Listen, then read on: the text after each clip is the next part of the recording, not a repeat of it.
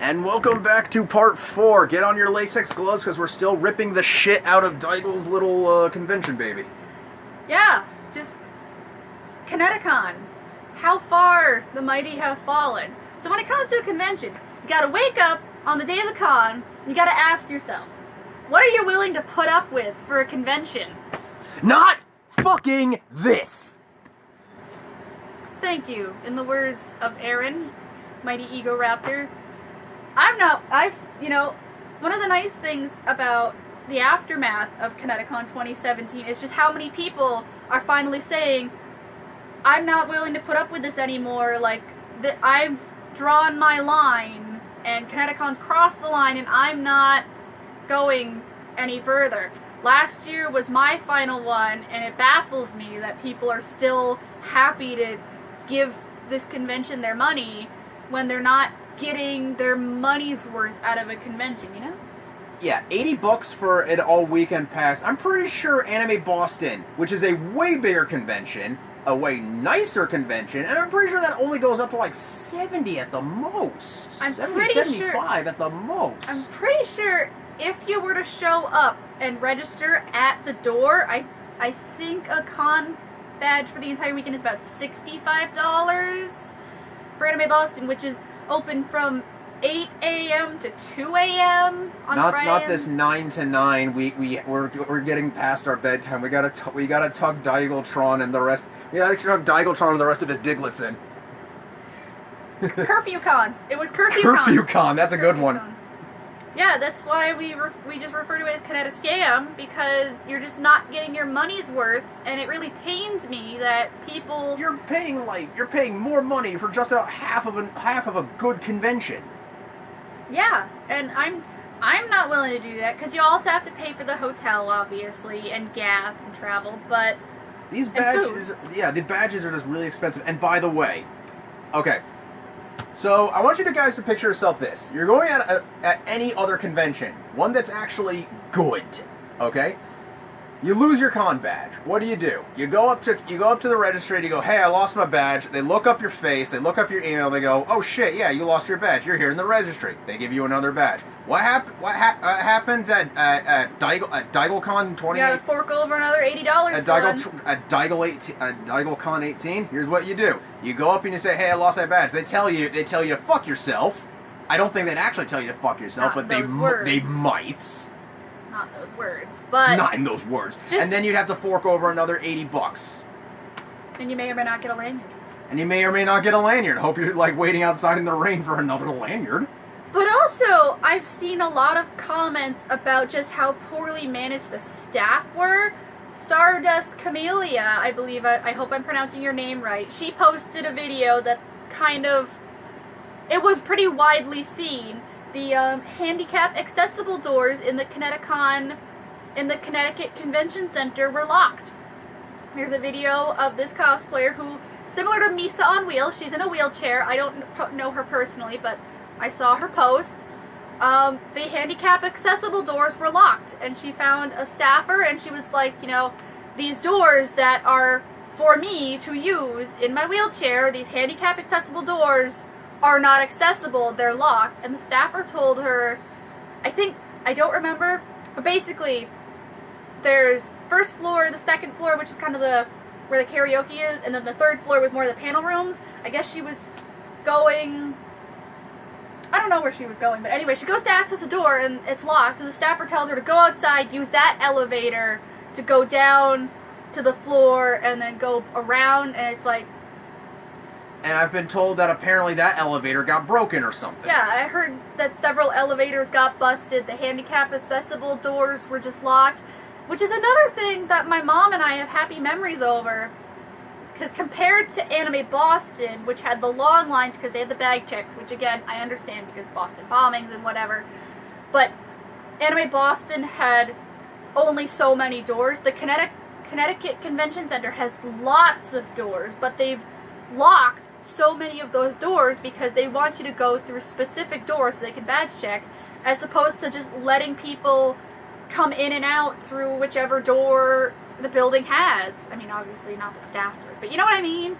There were all those doors and they're locked, and apparently there was a lot of issues with Lost and Found as well. I've been hearing stories of people losing items, and even if that specific item was there, they couldn't get it back because it wasn't registered under Lost and Found yet, even if it was clearly theirs. Which is another thing we gotta talk about. Just DL, the entitled one. It's time to talk about the entitled one. DL Peterkin, my boy.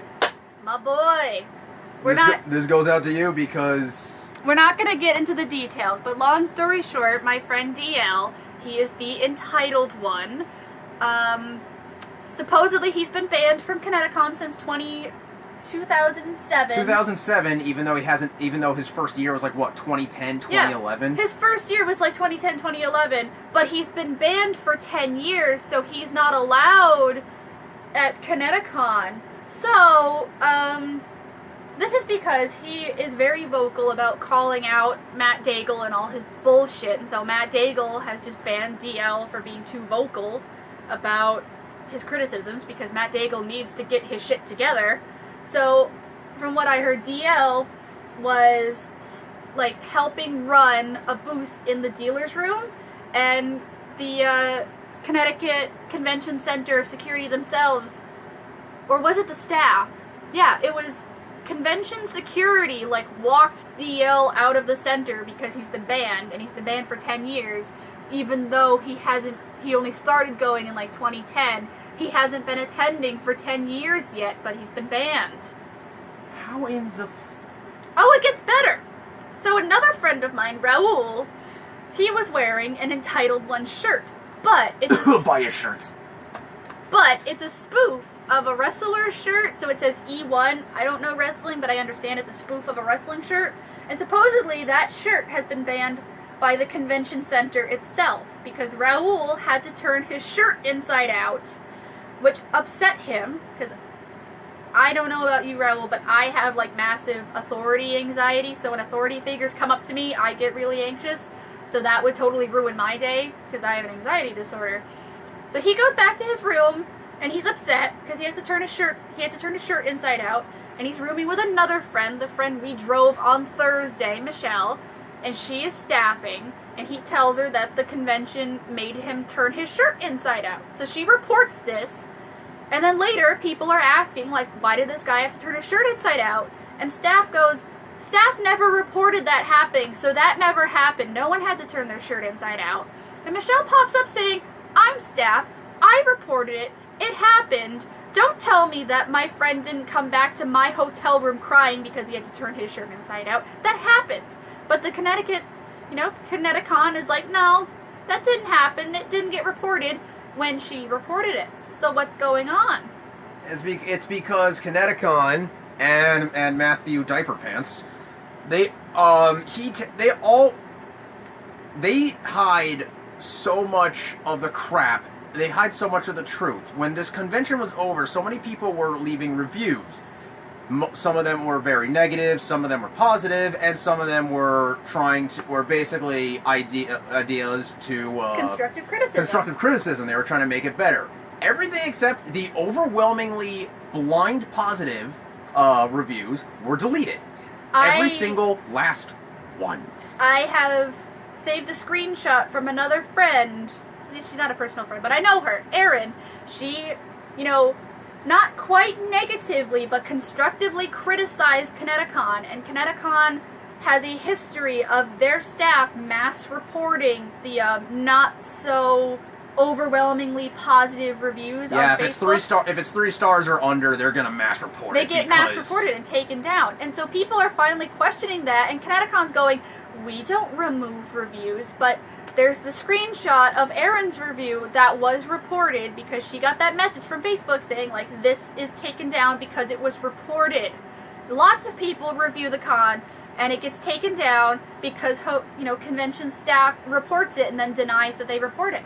It's freaking hilarious that they think they can get away with this. What really is going on is they're reading this constructive criticism, they shit themselves, they cry about it, and then they delete it and pretend it never happened. Basically how my last relationship went, they just denied it and pretend it never happened. So, again, what are you willing to put up with a convention that's not willing to learn? Like we said, Anime Boston had a bad year. They listened to the criticism.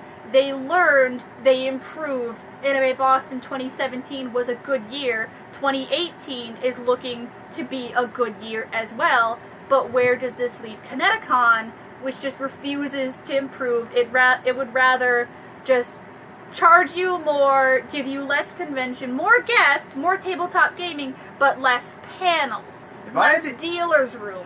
If I had to guess what next year's going to entail, it's probably going to be this: full weekend pass, $85. You know, jacking up that price so Daigle can jack off with more bills.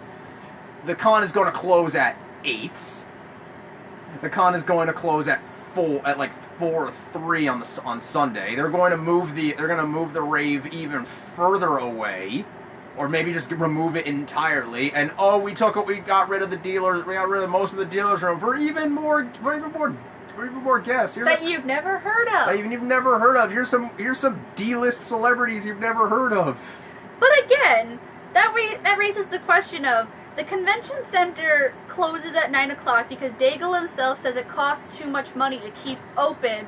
So why are we charging more money for less convention?